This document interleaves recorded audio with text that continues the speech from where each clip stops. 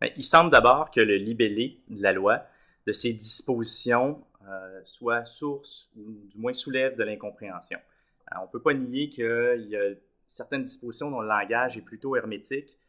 et ça, du moins pour un juriste habitué avec le corpus législatif habituel du Québec.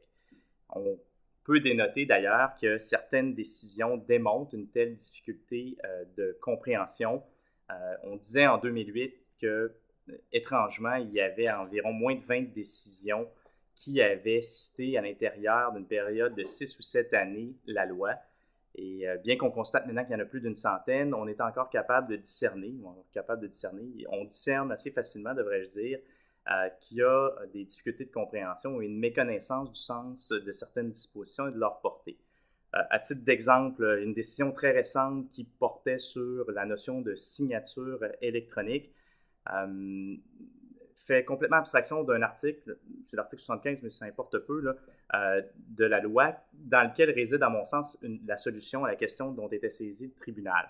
Alors, il y a donc une difficulté de s'approprier les dispositions de la loi qui, selon moi, est liée à son langage. Je ne dis pas que ça aurait été possible pour le législateur de le faire autrement. Ce qui m'apparaît évident, par contre, c'est que ça nécessite un effort de la part des juristes qui doivent se l'approprier. Et ça, j'attribue, moi, le faible nombre de décisions au fait que, étrangement, il semble que, et pour une raison que je ne suis pas capable d'identifier, que les avocats se soient convaincus qu'ils évoluaient dans un secteur d'activité où ils pouvaient légitimement être les seuls à ne pas s'intéresser à la technologie. Ce qui, à mon sens, peut paraître qui peut ne pas paraître comme une source d'impact majeur, mais on parle parfois d'analphabétisme informatique ou technologique, et collectivement, ce serait facile de conclure que la profession d'avocat en souffre. Et bien que ce ne puisse pas être à court terme euh, source d'impact très négatif, cette difficulté à s'approprier la technologie, d'un point de vue individuel, ça peut très bien le devenir. Alors, voilà. Puis j'ai un peu de cette responsabilité-là au plaideur parce que dans notre système contradictoire, c'est au plaideur qui l'incombe d'éclairer le tribunal sur la loi qui devrait s'appliquer et sur l'interprétation que le tribunal devrait en faire. Alors, heureusement, un grand nombre de décisions qui n'appliquent pas ou qui appliquent des syllogismes qui, avec égard, m'apparaissent parfois erronés, parviennent malgré tout à des conclusions correctes auxquelles on pourrait parvenir de la même façon en empruntant un chemin qui serait celui de l'application de la loi concernant le cadre juridique des technologies d'information. Peut-être que son titre, la longueur de son titre est en elle-même source de problème aussi.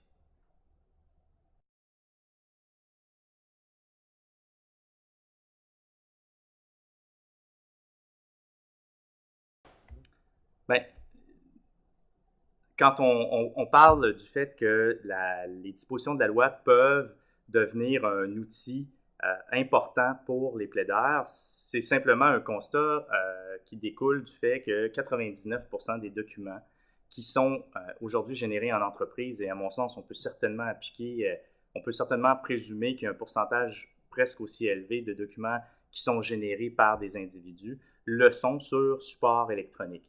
Par opposition à ça, on passe une journée au tribunal, on est susceptible de constater qu'il y a un très, très fort pourcentage d'éléments de preuve documentaires qui ont été communiqués entre les avocats sur support papier et qui seront produits au tribunal sur support papier.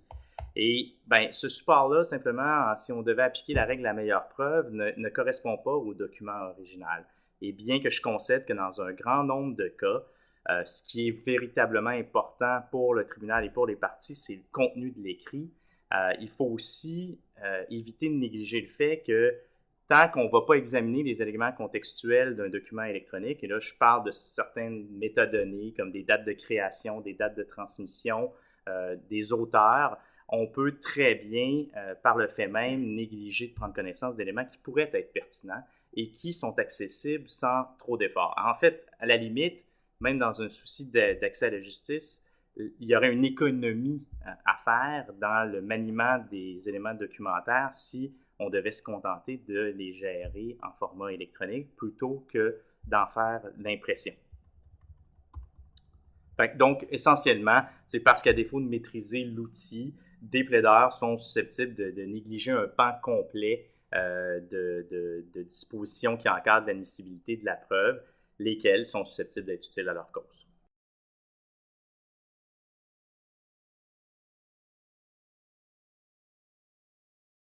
Bon, quant aux questions, ça m'a beaucoup fait réfléchir. Moi, je suis préoccupé par quelques questions qui sont soulevées par des incongruités dans le texte de la loi. J'ai choisi de vous parler de la question suivante, à savoir, est-ce que c'est véritablement possible de procéder à un transfert au sens de la loi, là, soit une des deux façons de reproduire un document, en passant d'un document technologique au sens de la loi, ou appelons-le électronique si on veut, là, dans le cas d'un document informatisé, vers le papier, considérant certaines problématiques de texte. D'abord, l'article 17 de la loi qui encadre ce qu'est le transfert et la façon dont il doit être fait pour pouvoir permettre d'accorder une valeur juridique au document qui en est issu, fait état dans son libellé là, des mots lorsqu'on passe ou lorsqu'on transfère l'information vers un support faisant appel à une technologie différente. Or, quand on regarde l'économie générale de la loi, on ne peut pas s'empêcher de se questionner à savoir si l'intention du législateur, c'est de catégoriser le support papier comme une technologie. On peut certainement affirmer, sans vraiment se tromper à mon sens, que ce n'est certainement pas une technologie de l'information parce que lorsqu'on en fait des énumérations, on est très loin et on semble opposer tout le temps à la notion de support papier. Mais on doit, pour pouvoir conclure qu'il peut y avoir un transfert vers le papier, conclure qu'il faudrait qu'il s'agisse d'une technologie. Et ça dépasse, à mon sens, la question de savoir si le document issu du transfert est un document technologique. Ça, dans l'économie générale, il me semble que la thèse selon laquelle ce ne le serait pas est tout à fait défendable, même convaincante, mais ça soulève aussi la question de savoir si l'opération qui consiste à imprimer le contenu d'un courriel, peu importe l'application, est un transfert d'information. Alors, et pour ce faire, il faudrait conclure que ce que le législateur entendait, c'est conclure que le papier est une technologie, alors qu'il y a des indices dans le texte de la loi qui tend à supporter la thèse contraire. Alors ça, c'est la question qui me préoccupait. Il y a une question sous-jacente, c'est est-ce que le fait de transférer l'information nécessite dans tous les cas le fait de pouvoir affirmer que le document issu du transfert comporte tout le temps la même information. Et là, j'inclus l'information sous-jacente. Il y a un article de la loi qui fait état du fait que le fait que l'information sous-jacente relative à la sécurité ou au support ne soit pas transposée dans le document issu du transfert n'affecte pas l'intégrité. Et là, on a un indice. Ceci dit, quand on porte attention à ces mots-là avec beaucoup de... Quand on analyse cette locution-là, des informations sous-jacentes relatives à la sécurité ou support, ça ne couvre nécessairement pas tous les éléments de métadonnées. Et je pense à une décision notamment dans laquelle il y avait un fichier MS Project qui avait été communiqué après avoir été converti en format PDF, où en fait, c'est évident,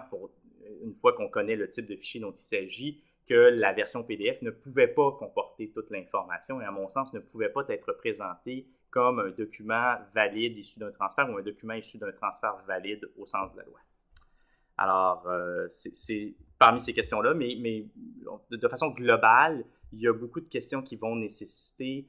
que la doctrine se penche sur l'interprétation à donner à certaines locutions et à la portée de certaines dispositions. Encore là, je pense que la chose est liée avec le peu d'occurrence de la loi dans la jurisprudence, puisque ces éléments-là soulèvent une difficulté réelle et que,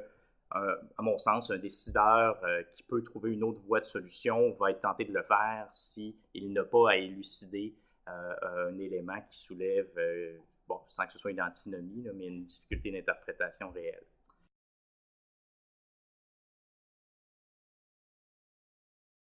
Bon, et finalement, à la question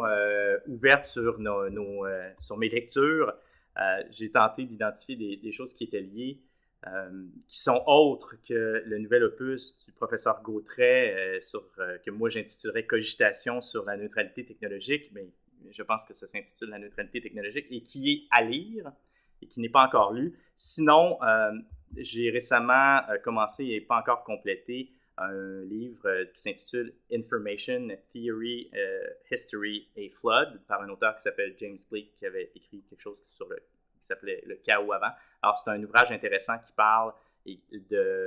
qui a un regard, une perspective historique sur la façon dont les êtres humains ont communiqué entre eux et qui fait une analyse théorique également de la notion d'information jusqu'à ses unités de mesure et des grands éléments ou les grandes avancées de l'histoire de l'humanité en regard de sa communication et de son appropriation par les humains. Alors, voilà. Et merci.